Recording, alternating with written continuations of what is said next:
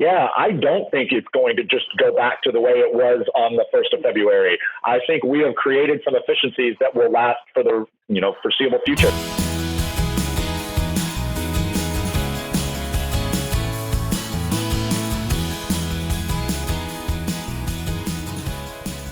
Well, hey folks, this is John Marshall. I'm with Home ASAP, president of Home ASAP, and I'm here with James Sparkman, head of our sales and marketing team. We're very fortunate today to have with us two lenders in the local Jacksonville market from CMG Financial. We've got Jason Eggen and Teresa De Loup. And I'll hand it over to them to introduce themselves and make some introductory comments on how they're managing their business and helping buyers purchase homes and get mortgages in this pandemic environment that we're in right now. Over to you, Jason. Thanks so much, John. Really appreciate it. And just really thank you so much for having us. Both Teresa and I are extremely excited to be able to talk with each and every one of you to really go through what life has been like, over the last few months. We'll be happy to take any questions offline. Just again, thank you so much for having us. My name is Jason Eggen. I am both the Florida regional as well as the local Jacksonville branch manager.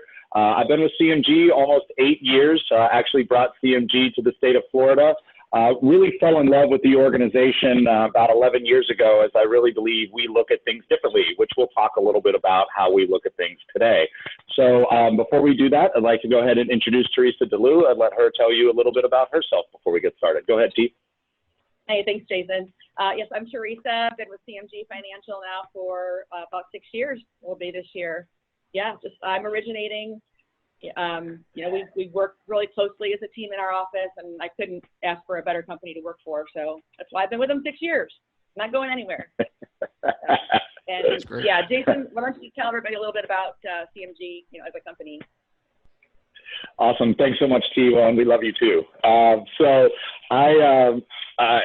One of the things that we do really differently is sometimes when everyone is running out of the fire, sometimes we run in the fire, and that's really in our DNA. The company was started in 1993. That was not the most popular time to get in the mortgage business, but it really came from Chris George's want to be able to help people achieve that dream of home ownership. And that dream still stays today, even in the middle of a pandemic. And so I'll give you a little bit of, history on the last few months and a little more knowledge on how the mortgage business works, so we really understand how we got to where we are today. So the mortgage business really runs on liquidity, meaning money must continue to move around for it to work. People buying, selling, refinancing, and making payments on those loans. When payments stop, it makes lending to the next person that much more difficult. So when COVID hit and so many businesses were forced to stop or adapt or close, and a lot of those loans went into forbearance, it ended up stopping a lot of the cash flow that ends up helping our industry continue to stay moving and stay prosperous. So what happens when we saw that is a lot of the jumbo market left, meaning any loans not above the conforming loan limit, which is $510,000 and change right now. So anything over that limit would have fallen in a jumbo. Anything that doesn't fit in the qualified mortgage space, meaning not backed by a government-sponsored entity, all of those programs essentially went away overnight. And it really made us look at ourselves and go, oh my goodness, are we having another 2008 where the liquidity, back to my first point, started to remove from the market because people stopped paying their mortgages, which created issues down the road. So what we did was, or what investors have an opportunity to do at that time when money stops moving, is really two things. They can either, one, stop lending at all, because they can't define the value of an asset, or increase their rate of return so much that any amount of risk would be nullified by that. And so we saw a lot of companies look and say, okay, I'm either gonna pull out of lower credit score government loans, or I'm gonna pull out of bond loans, all because that liquidity crunch affects the least qualified individuals the most. And therefore, people shrunk their credit box because of that worry of liquidity. So with uncertainty, it becomes difficult to put a value on those assets. And that's why so many lenders stopped doing, some of the quote unquote more risky loans.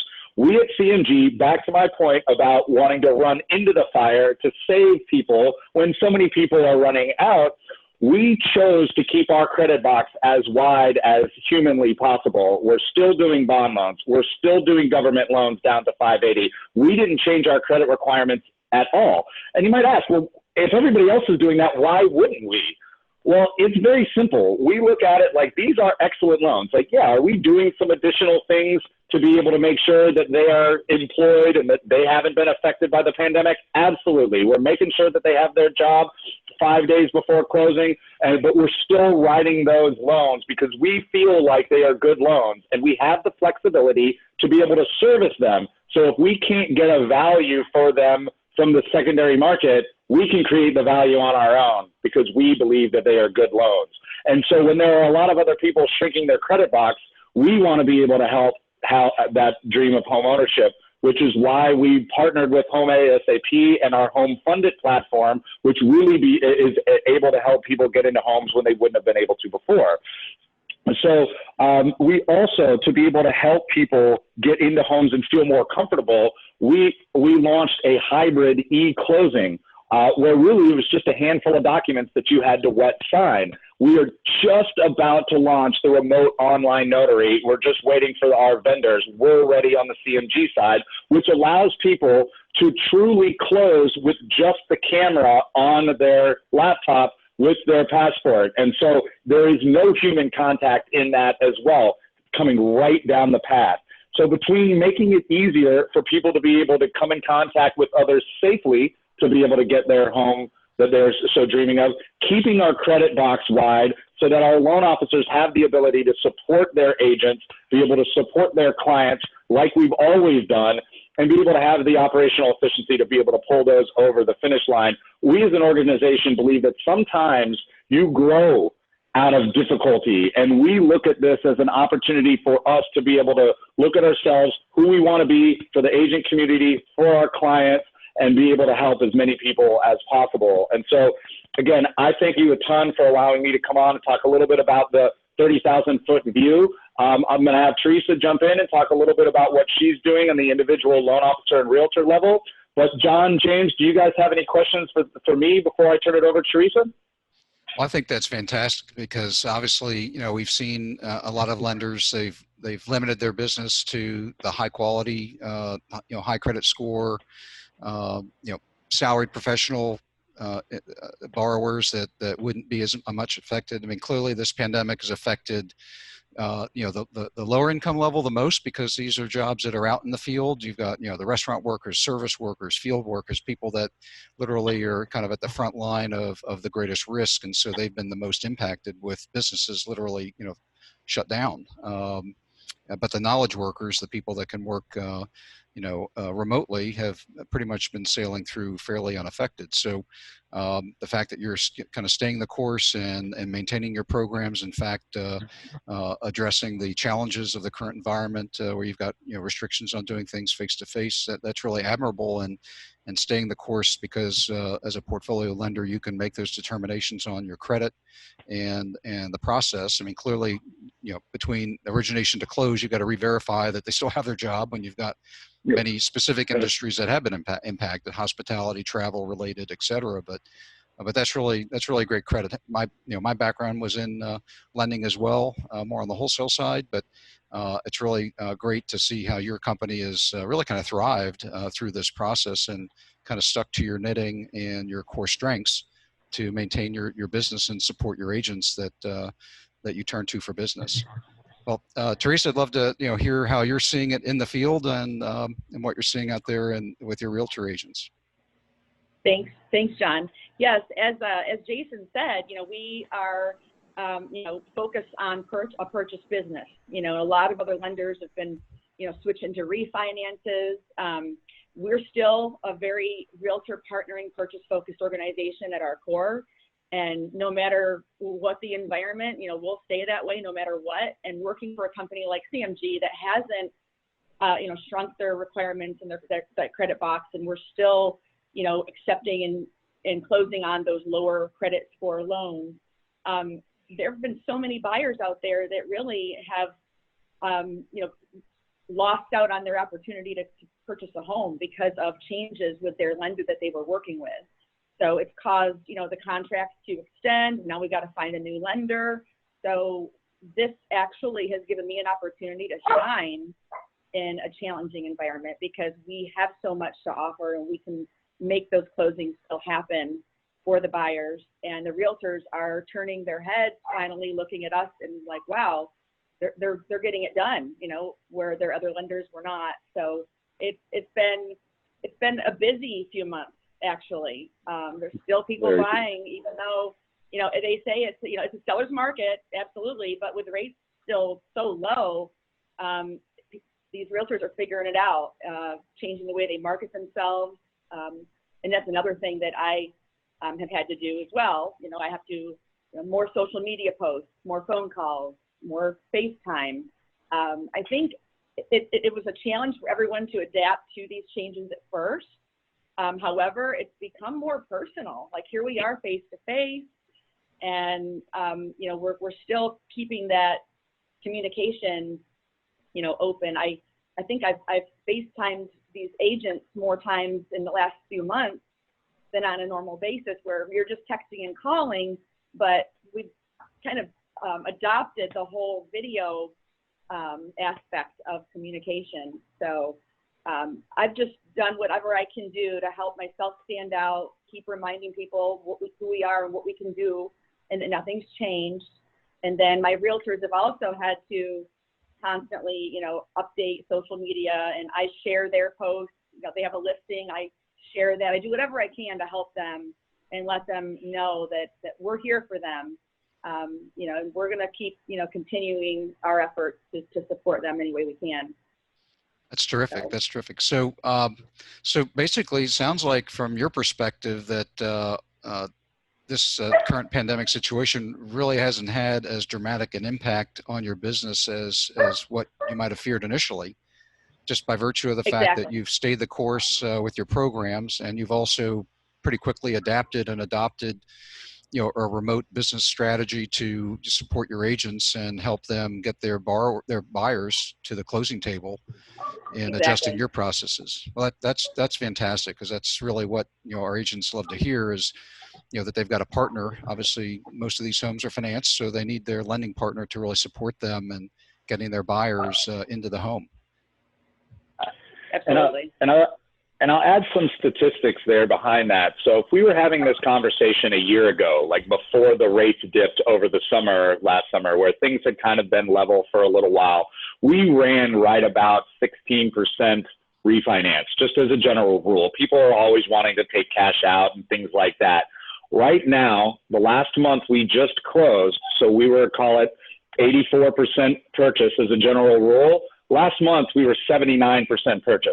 Wow. So all of these, and this is local in Jacksonville, by the way. This is not CMG data or Florida region data. This is Jacksonville, Florida data. But it's also consistent, as I know that, my peers throughout the rest of the country, they're seeing that. Like, yes, they might be a little more heavy refinance in some of the western states where they don't have the intangible taxes like we do here. But as a general rule, this does function for the rest of the organization because of the way we think about our business. We have a saying, it's purchase business is consistent business. It is what we focus on 100% of the time. If we trip and fall over a refi, well, fantastic. Refi revenue spends just the same as purchase revenue, but it is not what we focus on. We focus purely on what we know and what we do well, and that's supporting the realtor community. And it's interesting now, this is probably the first time ever where the entire world has something in common. The entire world has this pandemic in common. And so we look at it like this is our time to come together and build on relationships and go deeper with what we have, because you can't spread yourself so thin and have these little relationships with people. And I think that's why we've continued to thrive, is that we, even prior to COVID, we focused on long-standing, deep relationships where we can grow as a team, grow together, not just handle a transaction when they need a vendor, but instead, how do we support our growth together? And we have a variety of different ways that we do that, but by coming together through this pandemic, like Teresa said, you know, you can't sit shoulder to shoulder with somebody anymore. So you find ways to be able to be unique and have that personal touch. And even if it is just seeing each other over a video conference like this, it's still dramatically better than not seeing them, you know, at all. And we just feel so grateful that while there are so many people out there that are working to find their way forward, that we still get to support the people who want to buy and sell homes. Like, we get up every day and know that we can provide a value to our community by helping bring one person who wants to sell a home together with another person who wants to buy a home. And we are that vehicle that can bring them together, of course, with the agent and the title company and the rest of the folks that come in, you know, to the transaction. But we feel so blessed that we are able to do this in the midst of this pandemic, because we're setting records as an organization. And part of me feels a little bit guilty about that as I see so much else out there. But then when I get up and see the joy that we're able to provide when people come together when they maybe didn't think they could to be able to buy and sell a home, we just relish in the fact that we're able to do that for so many people. And we just love it every single day. That's a great story, because I know, yeah, that the biggest challenges, of course, is, you know, the physical nature of this, that you've got buyers obviously want to see the home, and they want to be able to do a lot of that kind of pre-purchase examination of the different properties before they make a choice. We're seeing a lot of agents that are using virtual tours, for example, as a way to kind of do that initial scoping out of available properties.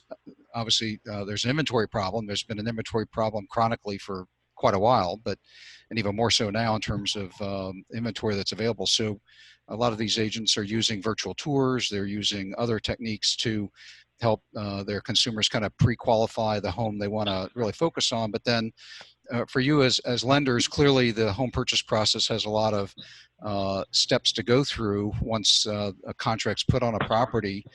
How are you managing that in terms of the transaction itself and all the other vendors that have to get involved to support the purchase? I mean, clearly you as lender are the final checkpoint to ensure all the other pieces fall into place. But in terms of supporting your agents and getting a purchase to close, how are you facilitating that with all the other vendors that are involved in the transaction, appraisers, inspectors, all the different components that it takes to bring a closing together?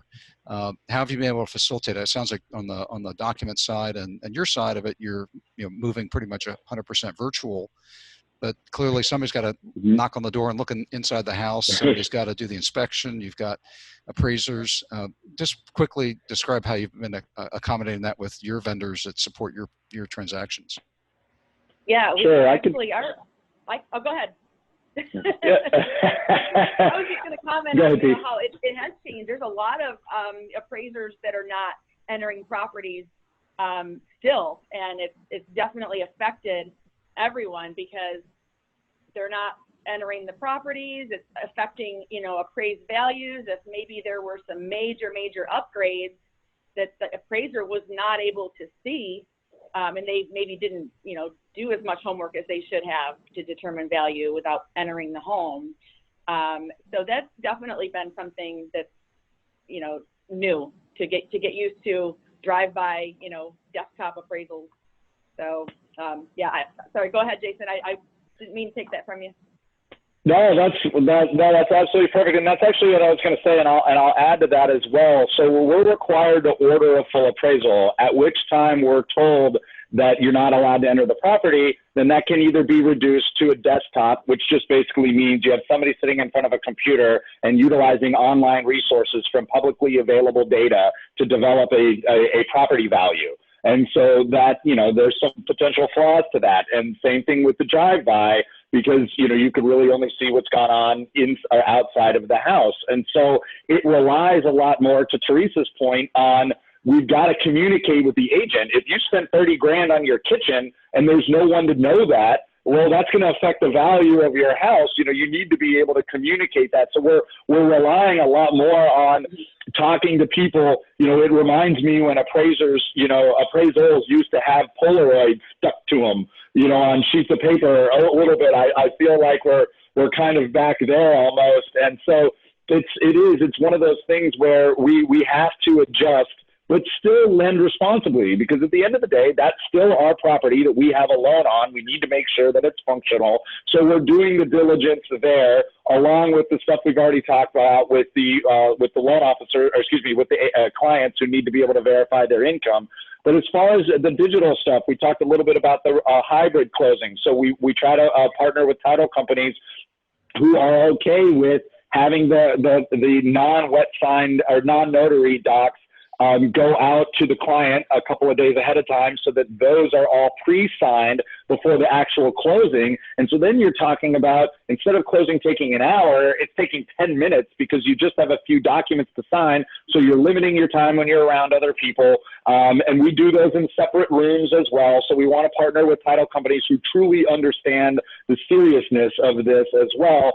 And then, the next step on that will be that full remote online notary. So the nice part about us, though, at least as an organization, is a lot of the stuff that we were doing had the ability to be done virtually anyways. I mean, everything from the loan officer can essentially work from wherever they can get online, to the processors being able to work essentially the same way. They can take all of their stuff home. They can actually log into our system from any computer anywhere and have the same functionality. So from a business aspect perspective, we really adjusted to this quickly, because we have a tendency to do this already. We weren't tied to desks to begin with. And so between the fact that we did most everything through our remote document signing system, and then when we added the hybrid e-closing, and then again the next step for the remote online notary, we will be able to do this 100% safe. We also have our own application, either online or your mobile app, that you can upload pictures of documents. You can do the application. I mean, you can really do everything without having to come into contact with people, really from start to finish. But if you feel better being able to, and if you feel better being able to actually hand off a document, or you're not as tech savvy, well, then we also take precautions there too. I have 50 masks sitting here in the office, so if people come in, that they can be safe. I've got more hand sanitizer than any human could possibly need. And so, because we want to make sure that, everybody that we do, if we do have to come in contact with, that we are safe. It is one of the things that I have loved about being A, in this business, and B, at CMG for so long, is that we care so much about the people. It's that people before property, people before profit kind of thought process that I've always looked at as a leader. Is if I take care of the people, well, then the revenue and the profit will take care of itself. So we take care of the people, and then we will be able to bring the people that we need together who want to be able to buy and sell a home and do it safely, both for our own employees and the people that are out in the marketplace. That is our number one goal. That's terrific. That's terrific. Well, great. That's great. Congratulations. That's been a great success story for you through these challenging times, and how you're able to support your agents and get the deals that obviously is their paycheck, to get them to the closing table so that they can make money, and everybody succeeds in the business. Teresa, I was just going to ask you, because we obviously in Home ASAP focus really at the very top of the funnel in terms of helping agents find those next customers and get them to where they can start writing a contract on a property. So we're at the very front end of this whole process before you would even see that potential purchaser come in your door. But I know obviously as a lender, you're very supportive of your agent clients and helping them generate that business so they can hand that over to you folks. Can you just describe a little bit how you're helping those agents come up with more buyers, and obviously if they have some prospects, how they can turn them into writing contracts on properties that you folks can finance? Yeah, absolutely. Well, as I mentioned already, definitely the social media, sharing their posts, tagging them in mine, just kind of giving everybody the love, for exposure on social media. And then we also do a lot of co-branding, to market with our agents, to provide them with, open house flyers, data on the homes that they're selling, the statistical data, just to give them, as many resources as we can to help them. And of course, like what Jason said, the app that we have, the co-branded app. So when I send that, or the agent can send that to the buyer, They download the app. It has both of our pictures and contact information and our business logos, and there's mortgage calculators on there to help people figure out, payment. And if I'm out and about and I have an agent text me, hey, I need an updated pre-qualification letter for Joe Smith, through the app, I'm able to do something like that right from my phone to the app, send an updated pre-qual letter. So I can be very, very available when my agents are, trying to submit offers and they need something on the fly. So that's definitely been probably the most successful tool that I've used, and the agents love it and the buyers love it, and they continue to use it throughout the entire process. So I am impressed. I will say I am impressed with the app. Someone did a good job there. Very good. Very good. So that basically is a consumer-oriented app that they can get pre-qualified and kind of either lock and shop or at least know what their budget would be based on their pre-qualification parameters? It's not necessarily. It's really an application starting point. So, it's still obviously to get through an application requires a phone call, verify the information they entered, talk about their income and their employment history. There's still a lot of, contact that has to happen, voice to voice. You can't just take an application and run with it, obviously, for obvious reasons. But that is a very, very user-friendly platform for them to give me the authorization to pull their credit. So before I call them, I already kind of have an idea what it looks like before I call them. And then there's just a few pieces to fill in the blanks. It saves a lot of time. And the buyer likes that they can go in and use that app throughout the whole process to communicate with myself and their real estate agent. That's great. That's a really fantastic tool, and really helps lock in that buyer with that agent, because now they've pretty much got their agent helping them find the property, and they've got their lender standing with them to get that loan closed. Exactly. And if they don't qualify today, they still downloaded that app on their phone. So maybe 6 months down the road, they still have my app on their phone. And if they may not have remembered, what was her name again? But, I got that app on my phone. And so we're more likely to keep that buyer, and the agent's more likely to keep that buyer with this co-branded app on the mobile phone. So that's fantastic. So you mentioned that you are using social media to help agents promote their properties, find buyers, which obviously you're looking for the buyer side of that equation. And of course, we've found with many of our products, listings are the best magnet for buyers. Obviously, that buyers want to look at those listings and see if it interests them, and obviously if that listing isn't exactly what they're looking for, the agent clearly now has a buyer that they can shop for other products, of other properties in their marketplace. So James, why don't you explore, because that's actually been a very popular product of ours in terms of basically helping agents generate leads from their listings, and that's been something that we've had many lenders co-market with our agents with that product. Right. Well, we've got several products that are actually helping on the seller lead generation side. Obviously the home value tool. Everybody loves to figure out what their home's worth, and right now it is a seller's market. So I think we're starting to see more homeowners gravitate towards just kind of dipping their toes in the water with that. But the dynamic ads, I think, really has been kind of the most innovative tool to help agents and the loan officers generate seller leads and buyer leads also. But doing those co-sponsored ads, it's very seamless. Obviously, it doesn't take a lot of work on either side, the loan officer or the agent. We've got tons of experience setting up those ads. But really, we just tap into the MLS, and we're able to take just an agent's MLS ID or their office ID. We generate a catalog of listings that Facebook churns out, just like an ad that you'd see from Amazon or Target, Walmart, all these big e-tailers and retailers, and turn it into a pretty interactive gallery of homes, if you will. And that's also a pretty effective, I think, magnet for the sellers to see that, like, wow, this agent is running an ad that looks just like something I saw from Amazon, but with homes. I got to find out who this agent is. And so, we've been leveraging things like that, but also that's coupled with, right now, it's super low ad costs on Facebook. So with everyone staying at home for the past 3 months, Facebook has had a surge of inventory when it comes to advertising. So CPMs are way down. These ads are super cheap to run.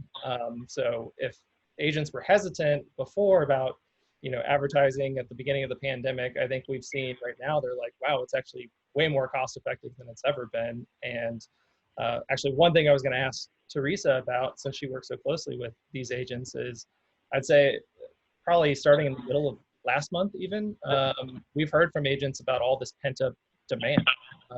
So we've been, as the director of marketing and sales, we're interfacing with agents every day. Our sales reps are talking to agents and they're saying, I'm actually too busy right now to do anything. So I'm actually curious to see from you, Teresa, what you've been hearing from the agents you've been working with, because obviously rates are at all-time lows. And then we've got all this demand. Is it just like a perfect storm out there? Yeah. It's been a real mix, honestly. I mean, because it really depends on everyone's personal feelings about, their safety, what they're willing to do, if they're willing to take buyers to see a house that may or may not, So there've been a lot of agents, I think, that have embraced the opportunity to step in and kind of take more of the market share from the agents that are being more cautious. So I've got a handful of agents that are busier than ever, and I've got another smaller handful of agents that have really slowed down considerably, just due to their personal feelings, or maybe they're just taking a break, not as much business by choice, and it has to do with just uncertainty, and some people are still have fear, what to do, and all the masks, and so. But most of my agents have been extremely busy and have said yes, like they are busier than they've ever been. And I know that's true because they're calling me with lots of leads. So it's awesome for me to work with some really good agents that are out there, really making it happen. So with those, they're working hard for sure. So those agents that you're seeing that are pretty busy right now, what sort of tactics have you seen them adjust to kind of accommodate? Like you said, some of the other agents are kind of a little hesitant right now, for a lot of reasons. Obviously, safety is one of them. But I know that's not stopping other agents in terms of getting pretty creative with how they're presenting the homes. Like obviously virtual tours are pretty much a craze right now. I know a week ago, I was actually purchasing a new car and I looked at a ton of cars online and almost went through, Carvana, who's kind of a disruptor right now, but they're selling cars without people ever seeing them physically in person. And I found the process, pretty similar to actually going and looking at the car in person. So I'm just wondering how, you've seen some of these agents that are doing a lot more transactions right now. If you've heard of them actually selling a home without the person physically stepping foot into it. Yeah, I actually have had a couple of agents that have sold houses that have, gone under contract without physically seeing the house. They're using these virtual tours, these virtual open houses. They're going into homes and photographing, getting measurements, doing a lot more, legwork on their end as, the agent, that's trying to sell this home, than before. Whereas before it would be like, unlock the door, somebody's just like, all right, go in to check it out, and they didn't really, have to do so much. Now, I mean, they're having to spend a little more money. They're having to advertise. They're having to do the virtual, the videos, maybe go back out to the property and do a little more for their buyers than before. But if they're willing to put in the time, they're selling homes. So it's a good, good. So and they're also utilizing. They're also utilizing, like the Home ASAP platform to be able to grow their online presence, because if you can't get, of course, with them, you want to be able to make them get to know you as much as possible virtually, and then be able to utilize, like this platform to be able to get their message out to as many people as possible, to be able to have as much go on the online marketing side. And we also find that it's a mentality. Some people, when something like this happens, they kind of close up and they don't really know what to do. And then other people look at this as an opportunity to grow, to change, to learn. How do I figure out a way to still do the business that I know needs to be done in a slightly different way than I was doing it before? And that's, I think, the difference between the two groups Teresa was talking about is they've got that group that is just charging forward, that's going to be successful no matter what. And they are utilizing platforms that they might not have otherwise to be able to do that, and partnering with like-minded individuals like the folks at Home ASAP and the folks at CMG.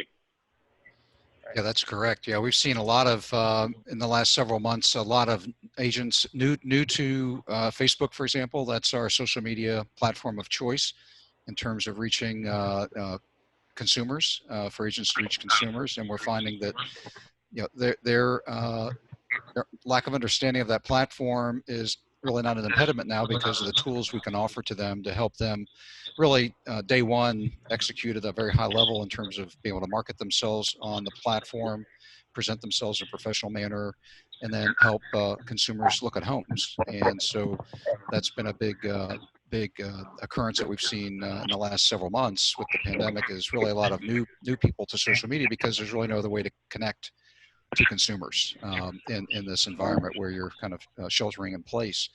So, but that does kind of lead to the next question in terms of, from your perspective as a lender, you know, what kind of advice would you give your clients, which are the agents, in terms of now and going forward, how they can grow their business? Purchase business obviously is your focus, but clearly listings and sellers become a magnet for purchase business as well, because obviously a consumer can look at a particular property you have listed, but may not exactly be what they want. And the agent will say, gee, I've got 5 other properties that are very similar that may be what you want, so let's go look at them. So listings are always a great lead generator, and we clearly have programs that help agents take advantage of that situation. But you as lender, and your perspective now, you know, how would you tell agents today what to focus on and how to grow their business and leverage a lender like yourself to support them? Well, I mean, there's a few different things that I would recommend, and one is to have that mentality of, no matter what the situation, I'm going to find a way to be successful, and have that kind of resourceful mentality. We have a couple of sayings around here at CMG, more than a couple, but one of them is really, none of us is stronger than all of us. And really the way we believe in that is that if we surround ourselves with the same type of like-minded, you know, always looking to grow type individuals, we will find ways to be successful together. And so I would encourage agents to surround themselves with people who think about the business the same way. So partnering with a trusted local lender that knows that we can then resell the agent in the event that they can't find that perfect house because they have looked at so many. We can resell the opportunity of being able to drive in that excitement to be able to get into the home that they want to, and that we can partner on things. I mean, we can do same-day property websites that have everything they can market. That's just a link that can go out to a whole bunch of people that they can utilize to promote their listings. We can partner with them on Home ASAP. We can help teach them what they need to know to be able to just get enough information for us so that we can run quickly through the process with the client, that having that individual that you trust, so you don't have to worry about the qualification. If we say that that loan is going to close, you know it's going to close, so that you can continue to work on generating that next business. And so between that and our unique product set, whether it's our crowdfunding initiative through the Home Funded platform that we partner with Home ASAP on all the time, or whether it's our all-in-one sweep account for your more high net worth borrowers that like the idea of keeping their money moving for them, or all of the other programs that we have every single day. When you have that breadth of experience along with the wide product net that we have, you know you have a one-stop shop that you can trust that will also help you grow your business. And so there's just a variety of things, and we tailor make each thing that we do to support our agents for the interest of them specifically. That's great. Yeah, Teresa, in terms of, I know you've been working with a lot of agents, and as you said before, posting their properties on social media. Can you go a little more into detail of how you're leveraging social media to help your agents find new buyers? And to me, obviously, listings help you find buyers as well. So in reality, even though you're a lender for purchase, if you've got agents for them to have sellers, that's going to give them the magnet to find the next buyers that obviously you can finance. So it's really your business helps both sides, in fact. So any insights or comments on that? I mean, just, as far as the social media, it would be, I mean, like I said, sharing their listings, sharing their any information that they post, just going on there and, every time when you like it or comment, it kind of boosts the post up in the feed. So anytime they're getting attention on their posts, it's helping them get exposure to more people. So the more and more people comment or like something, the more people are going to see it. And so I also just kind of help that way with anything that they post that's, industry relevant. It could be a listing, or they're just trying to attract buyers. I'm just commenting, something, and just trying to give them some love. And I might comment again the next day and the next day, and just kind of try to keep their posts fresh for them. So that's I just do what I can. And if they ask me to go live with them to talk about, something in, some market, something, I'll do that. I'll go live, have a meeting like this, whatever it is that they're wanting to do to, grow their business, and then whatever I can do to help them, I'm always, trying. So. Yeah, that's important, because I think, what, as you say today, time spent on social media has just exploded. So that you've got pretty much a captive audience, and people are hungry. Right. If they are looking to move or ever think of that, or sometimes that can be suggested to them if they see an ad in a new community, and they really are busting out in the home they're in. Mm-hmm. And they get the confidence that, I can still look at buying a home even in this environment, give them the encouragement to move forward with that and begin to explore that. That's really been the change today, where, in the old days it might be door knocking and more, kind of feet on the street type of marketing. Now agents have had to really transform their business into social mm-hmm. media and into, digital platforms where they really hadn't been before. So a lot of I have to say, from our business standpoint, we're seeing a lot of agents that probably a year ago never even thought social media would be part of their marketing toolkit, where now it's a necessity. And I think that's going to stay. And I think probably one last comment would be, for either of you is, as we kind of emerge from this pandemic situation and able to, gingerly and safely get back out into the public world, what do you think might stay, changes that might be permanent in terms of how businesses change because of this environment? Do you see things just bouncing back to the old normal, or do you see kind of a new normal developing? Go ahead, Jason. Okay. From our business perspective, and then I'll talk a little bit about kind of the environment outside of CMG. I'm not in a rush to bring my ops staff back into the office. It's like we have hit record volume the last 3 months. I don't have a business need to bring them in. And so if we get to a point where, like I'm hearing now about schools next fall looking at maybe a mix of in-classroom and distance learning, I mean, I think, if that happens, kids being home more becomes a reality, which means that parents need to be home more. If that's a reality, if you have teenage kids, you got to be home. But there's no daycare to send them to, so working from home becomes much more the reality. I truly believe that the work from home part of our business will probably stay, because I don't have a business need to bring it back. And in all reality, the vast majority of our underwriters worked from home to begin with, and so to have disclosure coordinators and processors and closers and funders all working from home as well is not that far of a stretch. And so I do believe that our office space, as we start thinking about when our new leases are coming up and things like that, we may be rethinking it to be much more of a training area and a place where we can meet clients if we need to. But that might be more or less it for offices. You know, as I see the future, that could be it. And then as far as, you know, the transaction itself, you know, the remote closings, I don't think that's going anywhere, because if you think about it like this, if I can make a closing go from an hour to 10 minutes, that benefits everybody. We already pre-fund our loans the day before. So as an organization, assuming that you got clear to close before 3 o'clock the day before, which happens the vast majority of the times and well before that, we pre-fund. So when you have that 9 o'clock closing the next morning, funds are already there, you sign, and you go about your business. And so when you start adding those things up, the closing, the specific portion of the process that's closing will be much more efficient now. And I see absolutely no business need to go back to all wet sign, all hour and a half long, you know, funding authorization type closings. We won't need to do that at all. I think the real question will be how the future of the appraisal process goes.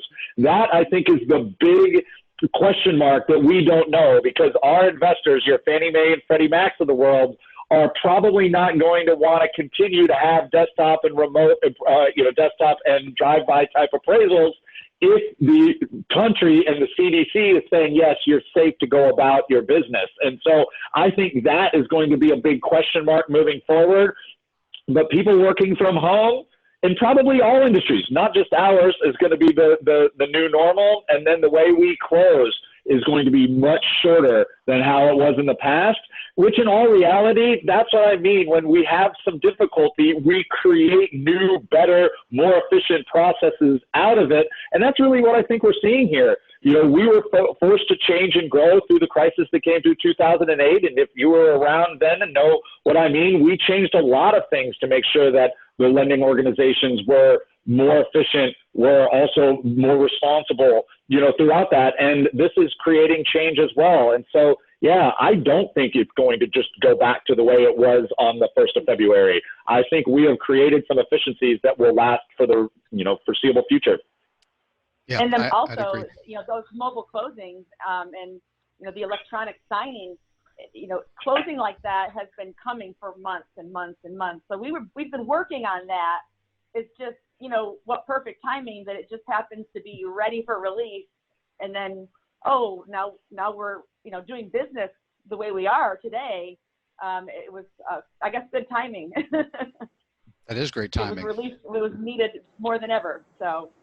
Mm-hmm. Yeah, we think that definitely, you know, there'll be some permanent changes in the business from the, and it had already been a trend over many years in terms of how consumers shop for homes and how they kind of narrow that down to what home they really want to work with, how agents work with their clients in terms of finding the next home or selling their home, and obviously how you folks have been financing those homes and really taking a lot of friction out of the process and making it faster for as well, because today's market, you know, speed is money, and the longer, you know, if a consumer really needs to find that property, in many markets, given the lack of supply, I mean, it's essentially we're seeing in certain markets homes, you know, like California of old, you'd have, you know, 5 offers on a property within 24 hours. So you know, having a efficient process, a virtual process as much as possible is really kind of the permanent wave of the future. And obviously, certain service providers in the business are having to dramatically change their operation. You know, appraisers and such that you're going to have to, you know, still physically inspect the property unless a program is available where the drive-by is acceptable. But we definitely, these kind of events do kind of create a ratchet forward in the business on a permanent basis. And that's, I think it's good overall. I think it's getting everybody more efficient and using the strength of technology to make the process more efficient. Well, I appreciate your time today. Before we hang up, I just wanted to give you a chance to, again, give us your contact information. So if anyone wants to reach out in the local market that might be watching this to contact, we'll have an end tag that will have your contact information, but just wanted to give you the final word. Go ahead, Keith. Great. No, I mean, it's been great. Thank you so much, John and James. Jason, thanks for joining us. I think it was a good discussion. lot of information that we were able to share, and that's just another way we want to be able to help our agents by letting them know, what the resources available out there, are, to them, and just, trying to stay in front of them. And thank you again so much for the opportunity today. Terrific. Yep. Jason. And thank you, John. Thank you. Yep. Thank you, John. Thank you, James. Really appreciate you having us on today. Just can't thank you enough. It's so important for us to stay connected in a situation that we're in today. If there's ever anything that I can do for anyone, you can reach me. Again, my first name is Jason. Last name is Eggen. You can reach me at 904-866-1939, or you can reach Teresa, and that's Teresa De Loup at 904-718-6861. And I appreciate you guys having us on. Thanks so much. Well, thank you. Appreciate your time, and thank you everyone that's been watching. We hope you've gotten some good information from this video, and we'll be bringing many more in the future. Thank you all. Thanks for joining us at the Real Estate Roundtable presented by Home ASAP. For information about today's episode, including information on our guests and links shared during the episode, visit the show notes at homeasap.com. Don't forget to hit that subscribe button and leave us a review on the podcast platform of your choice. This has been a production of Home ASAP, the leaders in real estate marketing on Facebook.